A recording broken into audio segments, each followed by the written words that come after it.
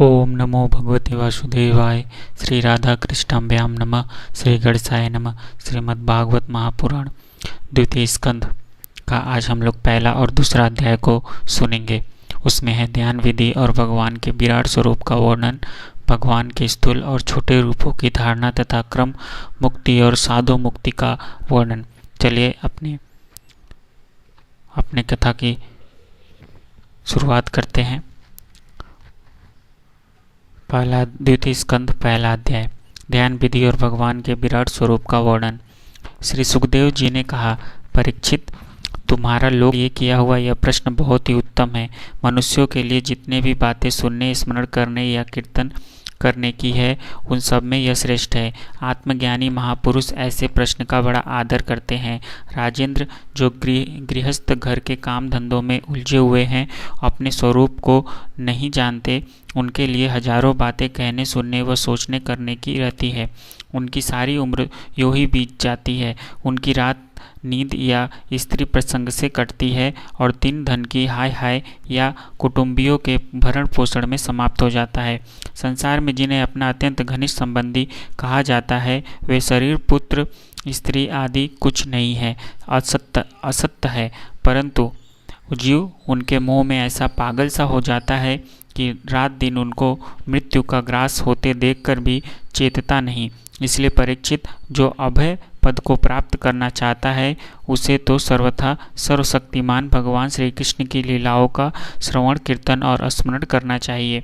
मनुष्य जन्म का यही इतनी ही लाभ है कि चाहे जैसे हो, ज्ञान से, भक्ति से अथवा अपने धर्म की निष्ठा से जीवन को ऐसा बना लिया जाए कि मृत समय भगवान की स्मृति अवश्य बनी रहे। परीक्षित, जो निर्गुण स्वरूप में स्थित है एवं विधि निषेध की मर्यादा को लांघ चुके हैं, वे बड़े बड़े ऋषि मुनि भी प्राय भगवान के अनंत कल्याण में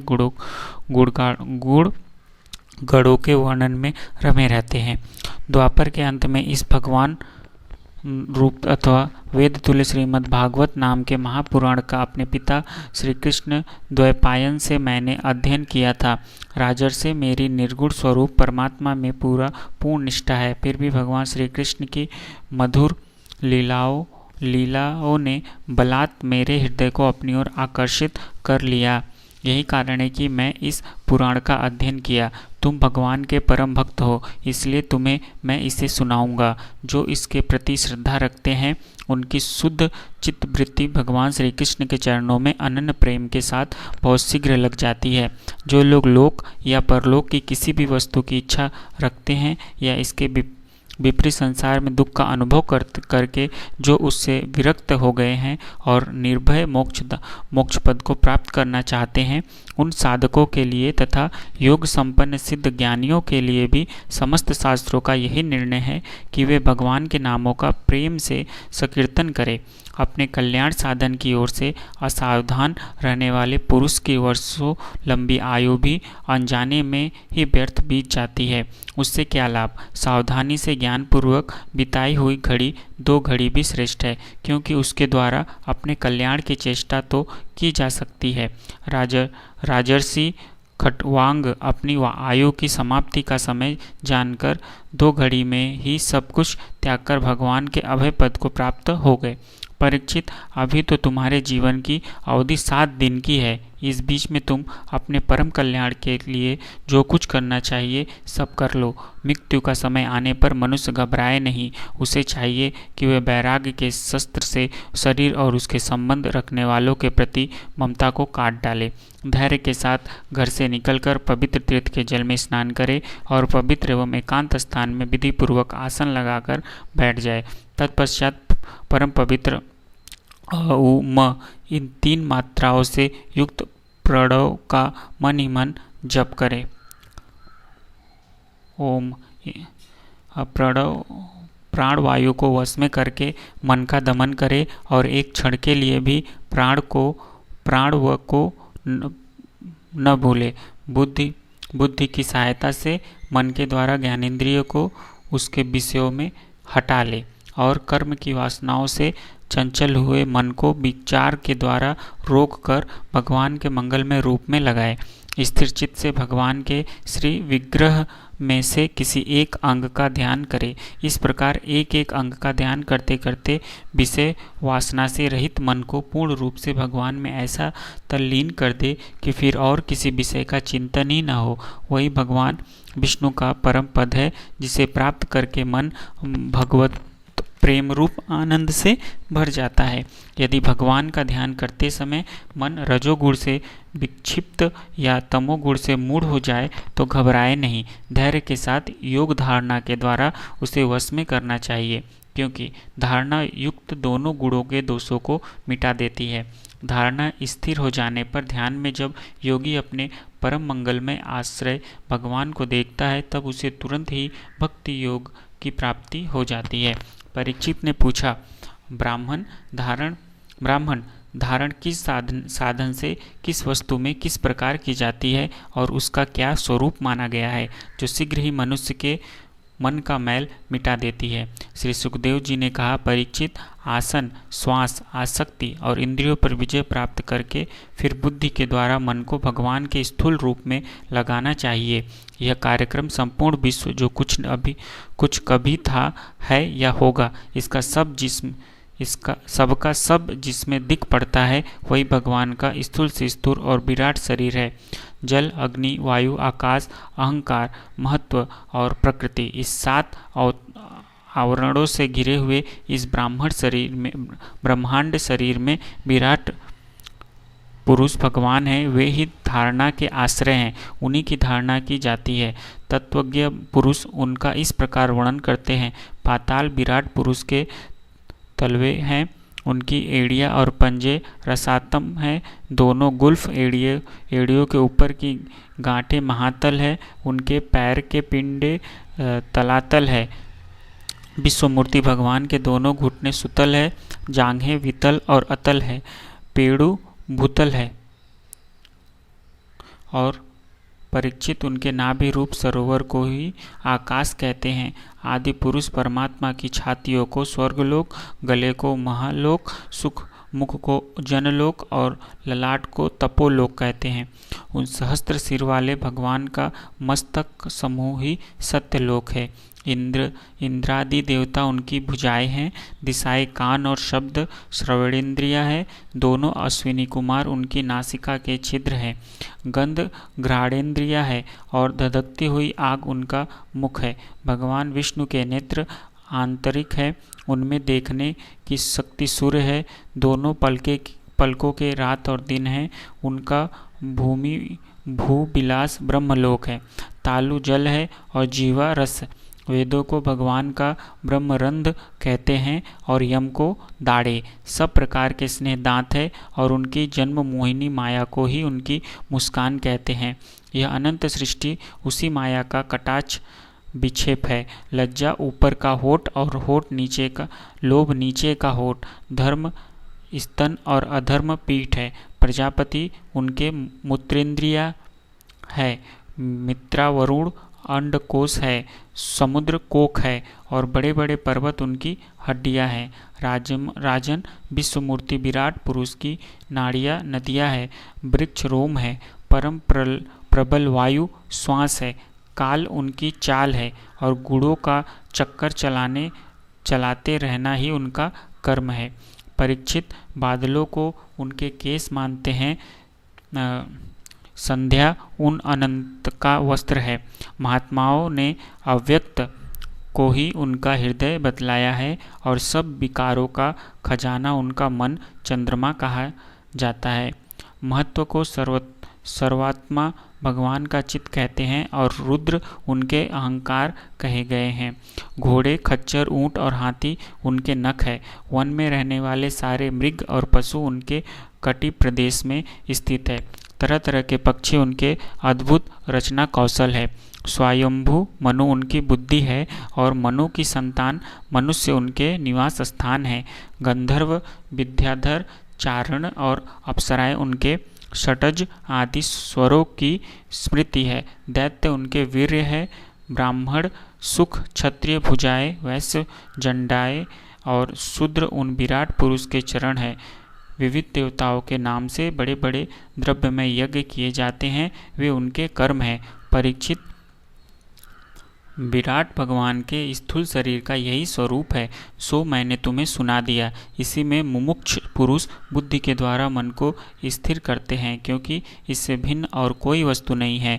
जैसा स्वप्न देखने वाला स्वप्रावस्था में अपने आप को ही विविध पदार्थों के रूप में देखता है, वैसे ही सबकी बुद्धि मृत्यु के द्वारा सब कुछ अनुभव करने वाला सर्वांतरयामी परमात्मा भी एक ही है।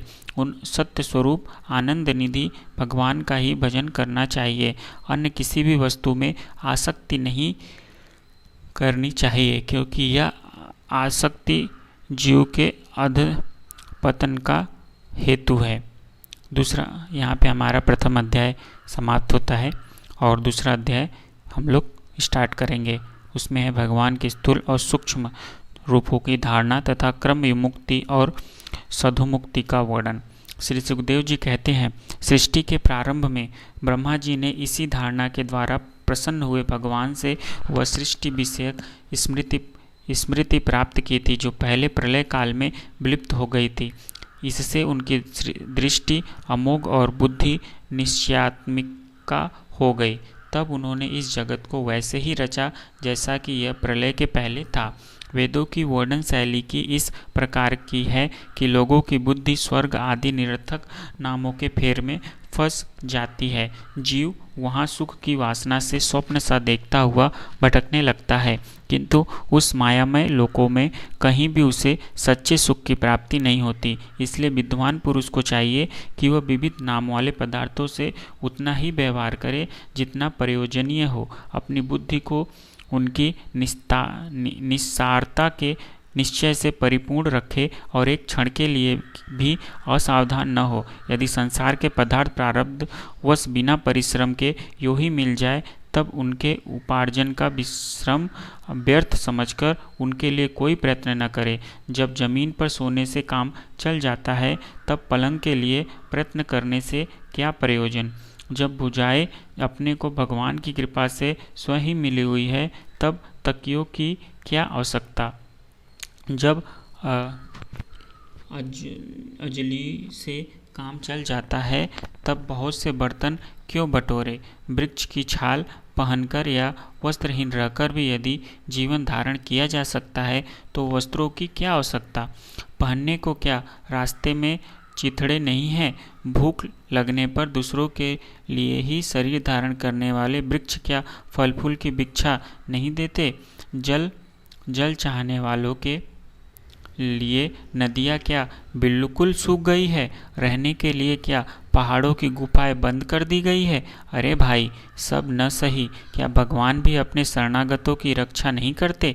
ऐसी स्थिति में बुद्धिमान लोग भी धन के नशे में चूर घमंडी धनियों की चापलूसी क्यों करते हैं। इस प्रकार विरक्त हो जाने पर अपने हृदय में नित्य विराजमान स्वतः सिद्ध आत्मस्वरूप परम प्रियतम परम सत्य को हो जो जन अनंत भगवान है, बड़े प्रेम और आनंद से दृढ़ निश्चय करके उन्हीं का भजन करे, क्योंकि उनके भजन से जन्म मृत्यु के चक्कर में डालने वाले अज्ञान का नाश हो जाता है।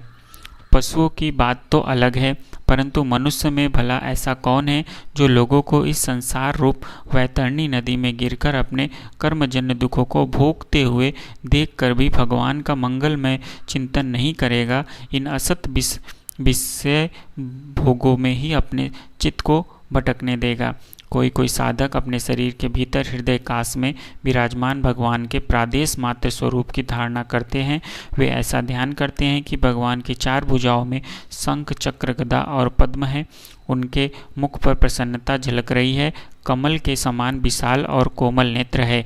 कदम्ब के पुष्प की केसर के समान पीला वस्त्र धारण किए हुए, भुजाओं में श्रेष्ठ रत्नों से जड़े हुए सोने के बाजूबंद शोभायमान है। सिर पर बड़ा ही सुंदर मुकुट और कान में कुंडल है, जिनमें बड़े जड़े हुए बहुमूल्य रत्न जगमगा रहे हैं। उनके चरण कमल योगेश्वरों के खिले हुए हृदय कमल की कर्णिका पर विराजित है।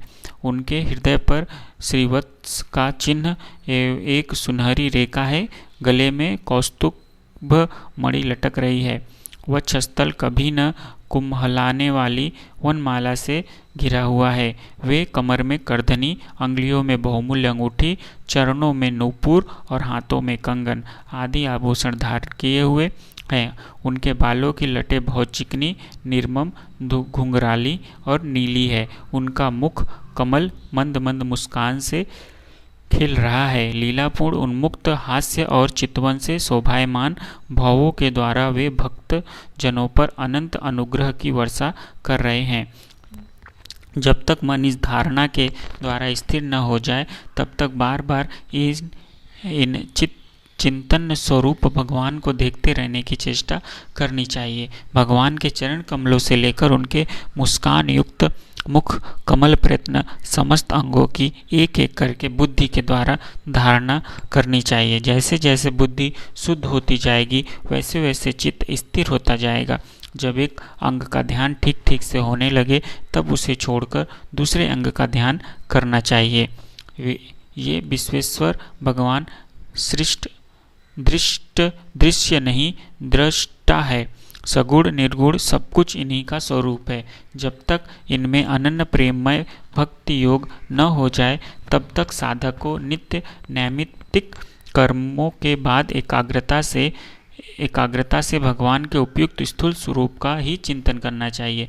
परीक्षित, जब योगी पुरुष इस मनुष्य लोक को छोड़ना चाहे तब देश और काल में मन को न लगाए। सुखपूर्वक स्थिर आसन से बैठकर प्राणों को जीतकर मन से इंद्रियों का संयम करे। तदंतर अपनी निर्मल बुद्धि से मन को नियमित करके मन के साथ बुद्धि को क्षेत्रज्ञ को अंतरात्मा में लीन कर दे। फिर अंतरात्मा को परमात्मा में लीन करके धीर पुरुष उस परम शांतिमय अवस्था में स्थित हो जाए। फिर उसके लिए कोई कर्तव्य शेष नहीं रहता। इस अवस्था में सत्वगुण भी नहीं है। फिर रजोगुण और तमोगुण तो बात ही क्या है। अहंकार, महत्व और प्रकृति का भी वहाँ अस्तित्व नहीं है। उस स्थिति में जब देवताओं के नियामक काल की भी दाल नहीं गलती तब देवता और उनके अधीन रहने वाले प्राणी तो कर ही कैसे सकते हैं। योगी लोग यह नहीं इस प्रकार परमात्मा से भिन्न पदार्थों का त्याग करना चाहते हैं और शरीर तथा उसके संबंधी पदार्थों में आत्मबुद्धि का त्याग करके हृदय के द्वारा पद पद पर भगवान के जिस परम पूज्य स्वरूप का आलिंगन करते हुए अनन्य प्रेम से परिपूर्ण रहते हैं वही भगवान विष्णु का परम पद है। इस विषय में समस्त शास्त्रों की सम्मति है। ज्ञान दृष्टि से बल से जिनके चित्त की वासना नष्ट हो गई है उस ब्रह्मनिष्ठ योगी को इस प्रकार अपने शरीर का त्याग करना चाहिए। पहले एड़ी से अपने गुदा को दबाकर स्थिर हो जाए और तब बिना घबराहट के प्राण वायु को षष्ठ चक्र भेदन की रीति से ऊपर ले जाए। मनुष्य की योगी को चाहिए कि नाभि चक्र पूरक में स्थिर वायु को हृदय चक्र अनाहत में वहाँ से उदान वायु के द्वारा वक्षस्थल के ऊपर विशुद्ध चक्र में, फिर उस वायु को धीरे धीरे तालु मूल में विशुद्ध चक्र के अग्रभाग में चढ़ा दे। तदंतर 2 आंखें, 2 कान, 2 नासा छिद्र और मुख, इन 7 छिद्रों को छोड़कर, कौन कौन से 7 छिद्र? 2 आँख, 2 कान, 2 नासिद्र और मुख, इन 7 छिद्रों को रोककर उस तालु मूल में स्थिर प्राण वायु को भवों के बीच आज्ञा चक्र में ले जाए। यदि किसी लोक में जाने की इच्छा न हो तो आधी घड़ी तक उस वायु को वहीं रोककर स्थिर लक्ष्य के साथ उसे सहस्तार में ले जाकर परमात्मा में स्थित हो जाए। इसके बाद ब्रह्मरंध्र का भेदन करके शरीर इंद्रियों को छोड़ दे। परीक्षित, यदि योगी की इच्छा हो कि मैं ब्रह्मलोक में जाऊं, 8 सिद्धियां प्राप्त करके आकाश चारी सिद्धों के साथ विहार करूं अथवा त्रिगुणमय ब्रह्मांड के किसी भी प्रदेश में विचर करूं, तो उसे मन और इंद्रियों को साथ ही लेकर शरीर से निकलना चाहिए। योगियों का शरीर वायु की भांति सूक्ष्म होती है। उपासना, तपस्या, योग और ज्ञान का सेवन करने वाले योगियों को त्रिलोकी के बाहर और भीतर सर्वत्र स्वच्छंद रूप से विचरण करने का अधिकार होता है। केवल कर्मों के द्वारा इस प्रकार बेरोक टोक विचरण नहीं हो सकता। परीक्षित, योगी ज्योतिर्मय मार्ग सुपुड़ा के द्वारा जब ब्रह्मलोक के लिए प्रस्थान करता है तब पहले वह आकाश मार्ग से अग्निलोक में जाता है। वहाँ उसके बचे खुचे मल भी जल जाते हैं। उसके बाद वह वहाँ से ऊपर भगवान श्री हरि के शिशुमार नामक ज्योतिर्मय चक्र पर पहुंचता है। भगवान विष्णु का यह शिशुमार चक्र विश्व ब्रह्मांड के भ्रमण का केंद्र है। उसका अतिक्रमण करके अत्यंत सूक्ष्म एवं निर्मल शरीर से यह अकेला ही ब्रह्मलोक में जाता है। वह लोक ब्रह्मावेत्ताओं के द्वारा भी वंदित है और उसमें कल्प प्रयत्न जीवित रहने वाले देवता विहार करते रहते हैं। फिर जब प्रलय का समय आता है तब नीचे के लोगों को शेष के मुख से निकली हुई आग के द्वारा भस्म होते देख वह ब्रह्मलोक में चला जाता है। जिस ब्रह्मलोक में बड़े बड़े सिद्धेश्वर विमानों पर निवास करते हैं, उस ब्रह्मलोक की आयु ब्राह्मण की आयु के समान ही दो पदार्थ की है। वहाँ न शोक है, न दुख, न बुढ़ापा है, न मृत्यु।